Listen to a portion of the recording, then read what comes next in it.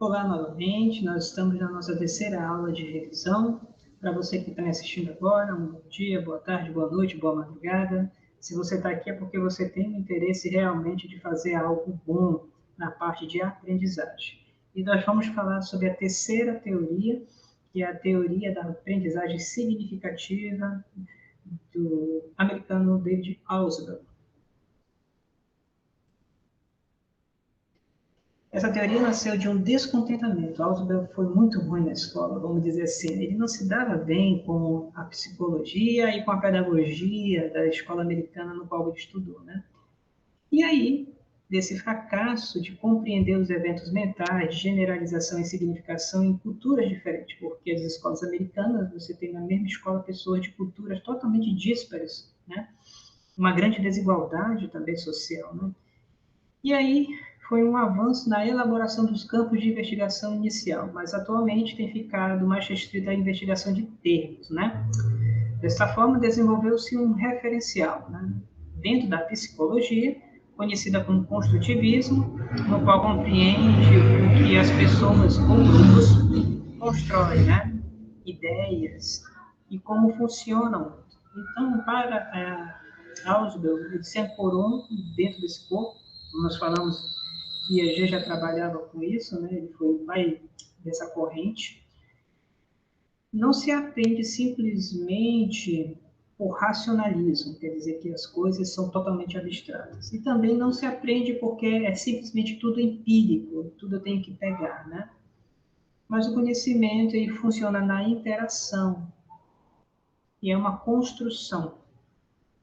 E aí a nossa imagem para poder trabalhar isso um pouco melhor, né? Então, nesse referencial, para Ausubel, ele vai se ancorar dentro de uma corrente na psicologia chamada cognitivismo, quer dizer, a corrente que trabalha com significado cognitivo ou com significado psicológico ou com significado mental, né? Estuda a cognição da mente, ou como a mente dá significado às coisas, ou seja, um processo de atribuição de significados. Admitir que os significados são contextuais e idiosincrático, quer dizer, contextual é dentro de uma situação. A idiosincrasia quer dizer que o elemento dele próprio tem as suas características específicas, né? Implica mudanças dramáticas na instrução. Por quê? Porque cada sujeito aprende de uma forma. Ele vai ter elementos da sua cognição diferente de outra cognição, né? O contexto e a situação podem ser interpretados de maneira diferente. Então, Ausubel ele vai dar essa ênfase e essa teoria acaba tendo um grande destaque para o meio escolar. Alguns conceitos básicos para poder entender a TAIS, que é a teoria da aprendizagem significativa. Primeiro, conhecimento prévio. São qualquer tipo de saber ou conhecimento que o aprendiz possui que possa colaborar para a aprendizagem de novos conteúdos. Em outras palavras, é a bagagem que a pessoa já tem, de significados, de vivências e mais. Disposição ativa, que é a prontidão que o aprendiz tem de realizar e querer aprender e interagir e compreender o conteúdo. Se o aluno não quer aprender, então já não adianta fazer muita coisa, não. Tem que ter uma disposição ativa do aluno querer se debruçar sobre aquilo.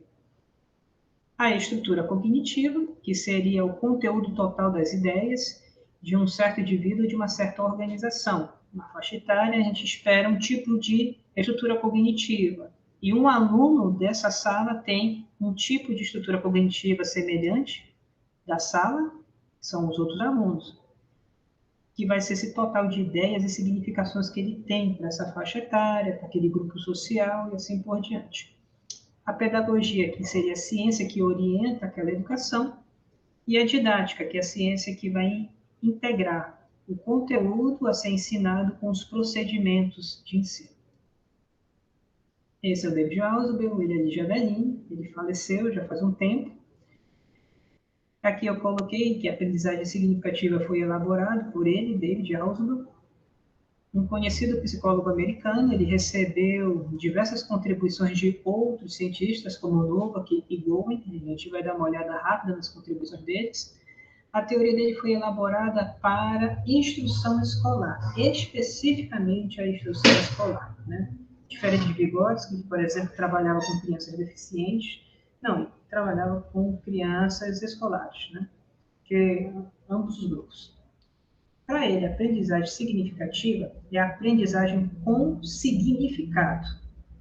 É aquela que o significado do novo conhecimento é adquirido, atribuído, construído, por meio da interação com algo específico, né? Um conhecimento prévio específico, que ele vai chamar com uma palavra específica, subsussor. Subsussor não é qualquer conhecimento prévio, é um conhecimento prévio específico existente na estrutura cognitiva do aprendiz. E o que é essa interação? É entre os conhecimentos novos e os conhecimentos prévios, ou os subsussores selecionados. E isso vai dar uma negociação de significados. Então, interação, ela não pode ser arbitrária e nem literal, a negociação de significados. Então, o conhecimento novo não interage com qualquer conhecimento prévio, mas algum especificamente relevante para lhe dar sentido. Isto implica que, se não houver esse tipo de conhecimento prévio, não vai ocorrer aprendizagem significativa, uma aprendizagem com significado, no caso, né? Condições para a aprendizagem significativa é, primeiro, precisa de um conhecimento prévio adequado para os novos conhecimentos. Segundo, o aprendiz queira dar significado a esse novo conhecimento. Terceiro, o material de aprendizagem deve ser potencialmente significativo, ou seja, relacionável à estrutura cognitiva, algo apreensível para aquela faixa etária, para aquele grupo social, que possa lhe dar sentido. E quarto, que seria o sujeito faça um esforço deliberado para relacionar de maneira substantiva, quer dizer, própria, e não arbitrária. Não é querendo escolher a coisa, como alguns colegas chamam, na doida, não. Ele é direcionado para aquilo. Quais são os tipos de aprendizagem significativa? Especialmente três, né? Nós temos a representacional, ligada a imagens, a outros sentidos humanos, como gosto, tato e assim por diante, né? Qualquer sentido físico a gente chama de aprendizagem de representação. Nós temos a ideia, que é a abstração, que ela é ligada junto ao conceito, que são definições. O conceito ele é claro e distinto, no caso, uma distinção da ideia, que ela pode ser uma abstração não muito bem clara, misturada com outros componentes. E nós temos a proposição, guarda essa palavra, proposição, que é uma relação de conceitos, é uma relação lógica, uma coisa é para outra alguma coisa, né?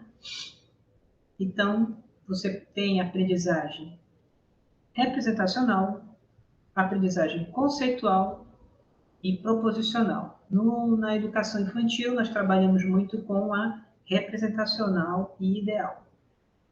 Já no ensino fundamental, nós trabalhamos com a conceitual e algumas proposições. No médio, é fortemente um ensino de proposições, relações de conceitos em alto nível, né? E lembrando, né? Este conhecimento prévio que nós estamos trabalhando, para ocorrer, ele tem um nome específico para a aula, é subsussor. E ele não é qualquer conhecimento prévio, é um específico que é adequado para um novo conhecimento. Ele não é arbitrário. E quais são os tipos de aprendizagem significativa? Nós temos dois tipos de aprendizagem. Essa que eu falei, que é significativa, e a mecânica, né?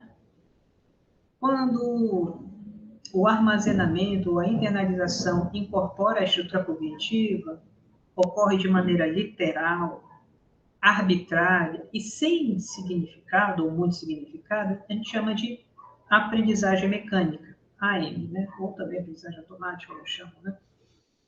a simples memorização ou internalização de um conhecimento, né? Então, muitas das coisas que nós aprendemos é mecanicamente. E não tem nada de errado com isso. A aprendizagem mecânica todos nós fazemos e ela é muito importante, porque ela vai dar uma base, um repertório de informações que vai contribuir para a aprendizagem significativa. Elas vão se tornar conhecimentos prévios, né? Então, a aprendizagem mecânica, ela é necessária para a formação de conceitos, principalmente em crianças, e depois, já na fase de adolescência, vai ser uma base para a assimilação, né, de conceitos, que vai ser a base da aprendizagem significativa, assimilar um determinado conceito para outra forma, né? Então, aqui nós temos esse quadrado, né?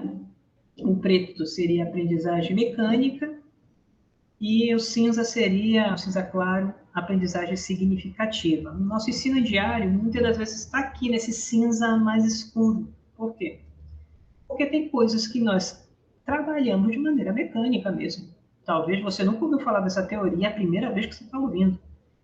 Então, algumas coisas estão entrando, outras coisas não estão entrando, mas você está retendo, não está entendendo, né? Então, está sendo mecânico mesmo, né? Então, é um armazenamento literal, arbitrário, sem modificações, não requer compreensão e resulta em uma aplicação mecânica daquilo, né? Você repete, você não entende, mas você repete.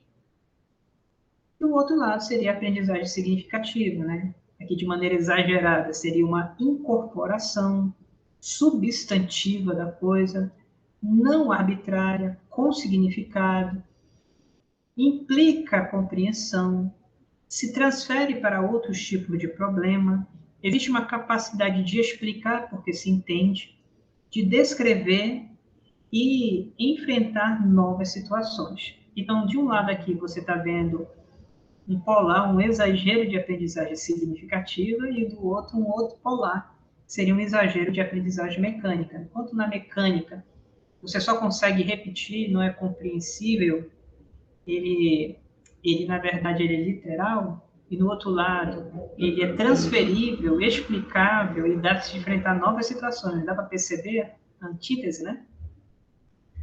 No nosso ensino diário está aqui no meio, nesse cinza aqui, ó. Coisas que nós falamos são mecânicas e outras são significativas, né? Qual é a nossa busca? Quem usa atalhos é que ele busque ir mais para a direita, seja mais significativo do que mecânico, né? Mas lembre, não fique com culpa, foi mecânico. Tem vezes que tem que ser mecânico mesmo, né? Imagina, eu vou trabalhar tabela periódica. Muitas das vezes, eu nunca vi tabela periódica, não trabalhar todas as expressões, as informações da tabela. Quando você vai trabalhar também com a questão da genética, alguns tipos de símbolos, é a primeira vez para muita gente, né? Então, é meio mecânico. Mas você pode, dependendo do repertório do seu grupo que você está trabalhando, transformá-lo em algo significativo. Você pega conhecimentos prévios e começa a interagir com eles, né? Bem, então, a forma mecânica, né, normalmente está relacionada a uma aprendizagem representacional, ideias e conceitos de forma literal e arbitrária, né? Uma memorização de expressões matemáticas, soluções de problemas, fatos históricos e suas explicações, que às vezes a gente não sabe de onde te explicaram aquilo, regras gramaticais, fórmulas químicas, sem interação com conhecimento prévio. A aprendizagem mecânica e não é ruim em si mesma, mas é uma forma quando não é possível a aprendizagem significativa. Qual é o custo dela, né? O custo dela é o esquecimento pela falta de significado. Quando você aprende de maneira mecânica, é muito mais fácil de esquecer. Você aprendeu mecanicamente, utilizando especialmente a memória, né, e algumas instruções lógicas. Quando ela não é repetida, você esquece. Simples assim, né? A aprendizagem significativa, ela não quer dizer aprendizagem certa de conteúdos. Aqui é uma observação. Você pode entender de maneira significativa conceitos errados. Então, a forma de aprender ela pode ser significativa. Por exemplo, quando você ver algumas associações do conhecimento comum. A gente está vendo muito isso. A Terra é plana. Tem um movimento de terra plana. Por quê? Você olha no horizonte e você vê reto. Conhecimento prévio, né? Linearidade do horizonte. E a pessoa, ela olha, é plana porque é reto. Eu olhei e é reto. Evidência lógica, é reto, então é possível que seja verdade. Ele aprendeu de maneira significativa. Usou o conhecimento prévio que ele tinha, associou com uma nova proposição e tirou uma conclusão de possibilidade. Deu para entender? Então, muitas das vezes, muitas pessoas ensinam conceitos errados de maneira significativa. Então, a aprendizagem significativa, segundo David Aldrin, não é aprender coisas certas, é aprender utilizando conhecimentos prévios, subsussores específicos, de tal forma que a pessoa, ela entende, ela ancora e fica com aquilo ali. Eu até digo, mano, quando a pessoa aprende errado uma coisa, mas é difícil tirar. Por quê? Porque ela fez uma relação significativa. Aqui é um esquema para você ver, né? Você tem aqui um novo conhecimento que você quer trabalhar, e aqui você tem um subsussor, um conhecimento prévio, que ele já tem, né? Você faz a relação entre dois e ambos se modificam, tanto o subsussor, que é o asão, como o conhecimento novo, que é o azinho, linha, né? Ambos se modificaram. E aí o que ocorre? Você consegue separar o conhecimento prévio do conhecimento novo. Você retém os dois, né? Então quer dizer que você aprendeu de maneira significativa, né? Pode acontecer de você esquecer, mas você sabe que aquilo tem uma relação com o conhecimento prévio, com o subsussor. Então é fácil de resgatar. Esse processo de esquecimento não é de todo mundo, a gente chama de assimilação obliterada, né? Que você se esqueceu do que você aprendeu, mas você percebe que existe uma marca naquele subsussor. A gente pode pensar da seguinte maneira, como um exemplo, né?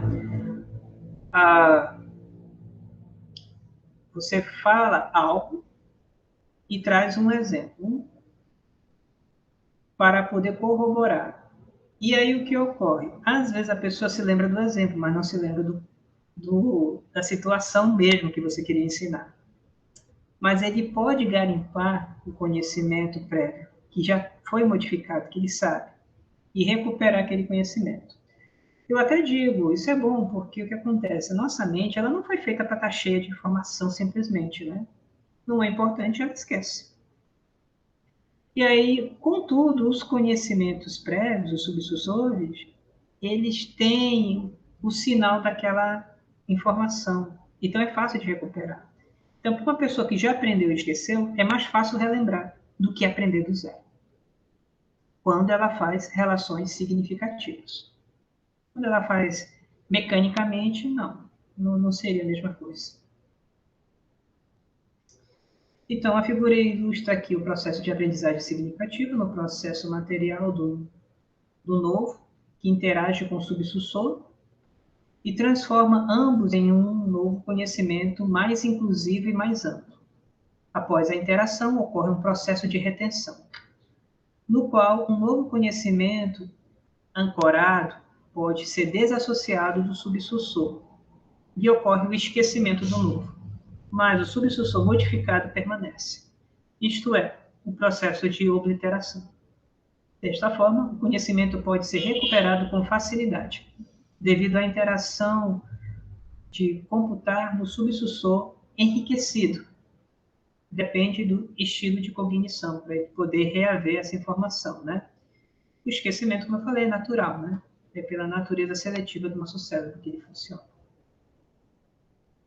Os níveis de aprendizagem significativa. Você tem a subordinada, quando um conhecimento, um subsussor, ele origina vários outros diferenciados dele, então ele é subordinado. Vamos dizer assim, né? Os gêneros sanguíneos, tem o bicolo, tem o Midas, e aí vai por de outro, né? subordinado, né? Aqui tem um superordenado, é quando ele estrutura vários. E tem um combinatório, como diz, é uma combinação, são os níveis. Aqui eu coloco, né, tipo por ancoragem por subsussor, por tópicos, né? Superordenada, ocorre uma reorganização cognitiva no qual o novo conhecimento subordina e abrange todos os outros. É quando uma ideia influencia vários outros conceitos. É o que aconteceu, por exemplo, com Darwin, né? A ideia da seleção natural ressignificou vários processos que ele já conhecia, mas conhecia de outra forma, né? Então, ele houve uma superordenação. E a combinação é o significado do novo conhecimento que interage com a estrutura cognitiva como um todo. Né? O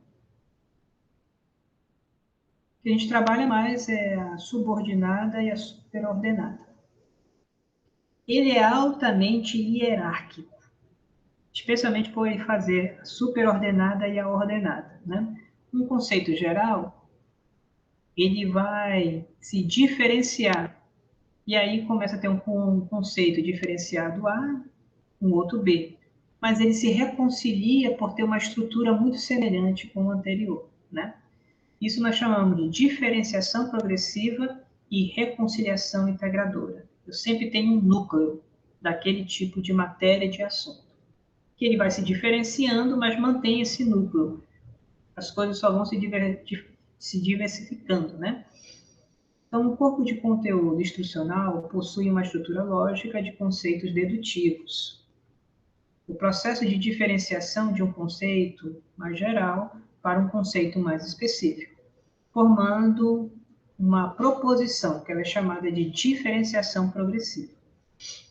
O processo de reconectar um conceito específico com um conceito mais geral, de forma proposicional, quer dizer, uma relação entre conceitos, proposição, é chamada de reconciliação integradora ou integrativa. Todo material potencialmente significativo, quer dizer, um material que o indivíduo tem uma estrutura com possibilidade de leitura daquilo, compreensível, possível de ser integrado, né?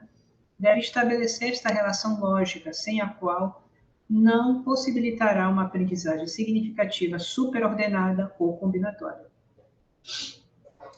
Gente, quem estuda taxonomia, isso aqui é muito claro, né? Você tem determinadas características nucleares e vai tendo as diversificações das estruturas, e você monta a árvore e você volta para o tronco. Monta a árvore e volta para o tronco, né?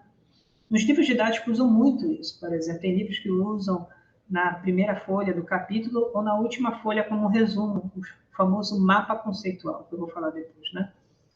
Que é os conceitos base e aí vai mostrando a diversificação. Isso é muito interessante você desenhar, né, essas mudanças de conceito para você perceber como ele não perde a sua unidade. Então, a teoria da aprendizagem significativa vai ter também um conceito chamado de organizadores prévios ou organizadores avançados. Né? Ele aconselha que um organizador prévio deve possuir um fundamento lógico. O que é isso? Quando você não tem um subsussor apropriado, um conhecimento prévio, e você também não quer trabalhar puramente com aprendizagem mecânica, você cria conhecimento prévio. Essa criação desse conhecimento prévio vai ser um organizador prévio ou avançado, né? Quais são as características dele, né? Ele vai possuir ideias relevantes para estabelecer e disponível a estrutura cognitiva para logicamente novas ideias possam ser potencialmente significativas e sejam formadas. Assim, realmente significativas e estáveis, porque ela tem uma corrente lógica que os apoia. As ideias mais gerais e inclusivas, como ideias ancoradas, alterando adequadamente. Pode oferecer maior estabilidade e realmente disponível à estrutura cognitiva.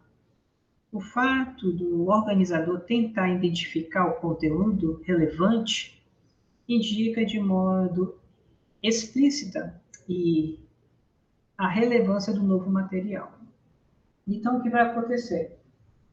Imagina que você encontra um esquema que mostra a estrutura dos conceitos de uma teoria. Aquilo dali é um organizador prévio. Você sabe a linha lógica que vai trabalhar aquela teoria. Pode ser também qualquer esquema que traga as ideias, trabalhe o desenvolvimento das estruturas, que seria as diferenciações e as reintegrações, e que você possa mesclar, plasmar ou ancorar isso com a informação nova que você vai trabalhar com eles. Simuladores podem também ter esse papel de ser um organizador prévio. Você trabalha com um simulador de genética de populações. Você coloca lá a forma e aí você mostra o funcionamento. E aí, aí depois você explica baseado no simulador também, né? E existem os pseudos organizadores prévios, que são, por exemplo, o uso de analogias, um exemplo que o próprio Darwin dá, né? Ele diz que a evolução é a árvore da vida. Então, dá uma ideia que existe um tronco com ramos, né? Essa diversificação, né? Ele é um pseudo-organizador prévio, porque é uma analogia, porque ele não trabalha toda a estrutura lógica, ele trabalha uma ideia mais comum e mais concreta. Mas ele é uma ferramenta para ensino, também como as outras, né? O uso de modelos também, né? Então, como ficaria? Nós temos aqui a nova informação, no caso, os conceitos, temos o subsussor, que é o conhecimento prévio, aí nós vamos ter a interação. Dessa nova informação, você vai ter as diferenciações progressivas e as reconciliações integrantes, né? Trabalhando a estrutura daquela teoria. E aí, no lugar, por exemplo, da interação, se não existir subsussor, você trabalha com um organizador prévio. E aí, o resultante disso vai ser uma aprendizagem significativa, que pode ser superordenada ou subordinada. E também a combinatória, né? E aqui eu coloquei uma coisa, né? Você pode ter uma aprendizagem significativa em sala de aula ou estudando sozinho. Tá? Mesmo que ela tenha sido uma teoria para a sala de aula, né? Mas ela explica também a aprendizagem individual, vamos dizer assim, né? Aqui é o mapa conceitual que eu falei para vocês. Você tem um conceito 1 e um conceito 2 e você tem uma ligação. Essa ligação nós vamos chamar de relação. E essa relação se dá por meio de um verbo. Tá? Então, conceito A, estar para alguma coisa, conceito B. Conceito 1, ligação, conceito 2. Aqui explicando o próprio mapa conceitual. Um mapa conceitual é composto, está vendo aqui o verbo, né? É composto de conceitos. Identifica relacionamentos, ligam conceitos, né? É composta de frases ligadas. Então, dentro das caixas tem os conceitos, e todo conceito tem uma natureza substantiva e substantivo, tá? E ela é ligada, as palavrinhas no meio das setas, por verbos ou locuções verbais. Vão se transformar, em certa forma, de orações, né, na língua portuguesa. E ela pode ter diversas formas. Aqui é um mapa conceitual bem radiculado, de diversas direções, né? Mapas conceituais representam relações entre conceitos, né? E, em geral, são descritos por substantivos. Aparecem em caixas. Olha aqui já, independente. Formam proposições. Proposições são requisitos para os mapas conceituais. São representadas por conceito 1, frase de ligação, conceito 2, né? As frases de ligação exigem verbos e explicam as proposições. Perguntas usadas para delimitar a construção. A gente normalmente faz uma pergunta quando vai construir um mapa, porque você pode ter infinitas combinações, né? Então, você delimita fazendo uma delimitação por uma pergunta, quero responder algo. Ele faz um mapa conceitual desse estilo.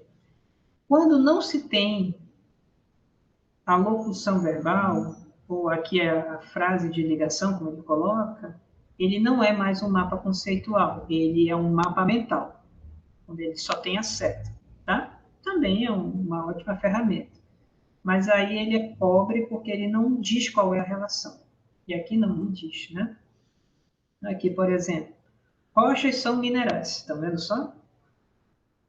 E aqui, tipos, né? Seria ígnea, sedimentar, metamórfica.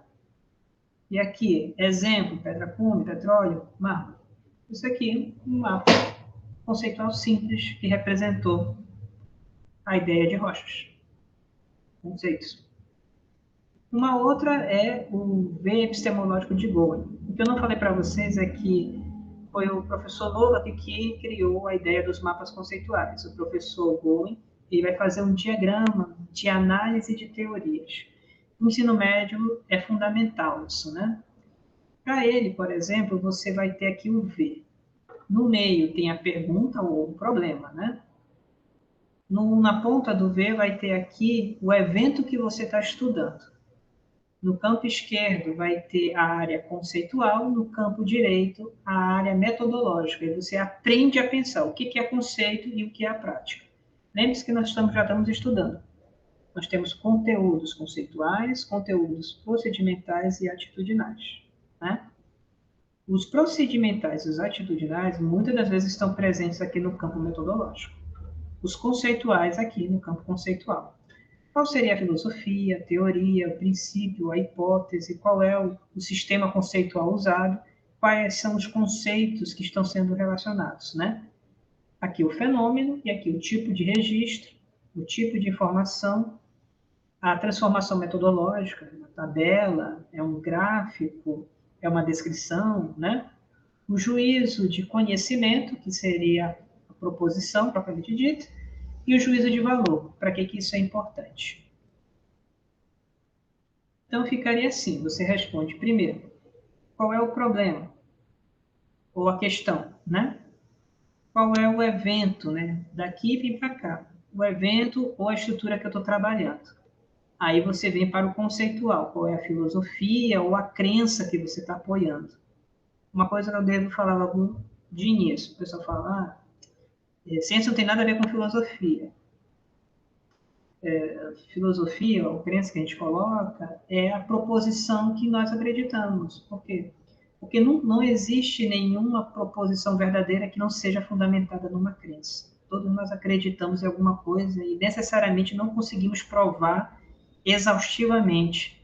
Em algum momento a gente tem que crer, né? Então, por isso que a gente coloca aí crença, tá? Uma crença fundamenta uma teoria. A teoria vai te dar princípios ou hipóteses para trabalhar. Aí você vai ter o sistema conceitual e, por fim, os conceitos que você vai trabalhar nesse problema. E isso vai interagir aqui com o tipo de registro que você utiliza.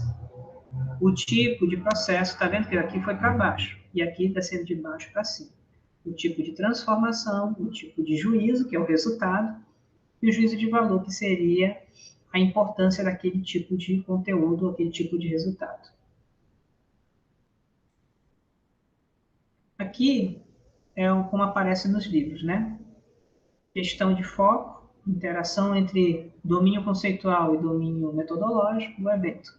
E aí, paradigma, visão de mundo, teoria, princípio, sistema conceitual, conceitos que vocês estão trabalhando. Tipo de registro, tipo de dado, transformação, interação e acessão. E olha como ambos conversam um com o outro, né? Aqui um exemplo de aula prática usando a teoria da aprendizagem significativa pela questão da exiguidade de dois conceitos, usando o V de Gowen, né? Pode haver geração espontânea de lavas e carne? Aí evento, que é o experimento. Prepare-se 8 jarras, 4 com carnes fechadas e 4 com carnes abertas, né? Todas elas expostas a moscas. Teoria. Vida se origina de uma vida pré-existente. Princípio. As larvas vêm das moscas. As larvas se alimentam de carne. E as larvas levam tempo para crescer. Conceitos. mosca, larva, carne, seria o alimento, e a geração espontânea. Que tipo de registro eu faço? A observação da jarra, né? Eu registro as transformações que estão ocorrendo ali, né? Tá aqui, olha só a transformação. Aberta, aberta, aberta, né? Dia 1 após vários dias. Aqui está aberta, tem larvas. Aqui está fechada, continua ok, sem larvas, né? A seção de conhecimento. Larvas não se formam espontaneamente na carne. A seção de valor, né? É bom manter os alimentos bem acomodados, né? Ou cobertos. Então, olha só, pessoal, simples. Você tem um desenvolvimento da teoria e de uma prática. Organizados no Going, sabendo o que eu tenho que pensar, interagindo com o que eu faço. Consistente, né? É isso, pessoal. Foi um pouquinho mais longo, mas é uma teoria que valeu a pena, tá bom?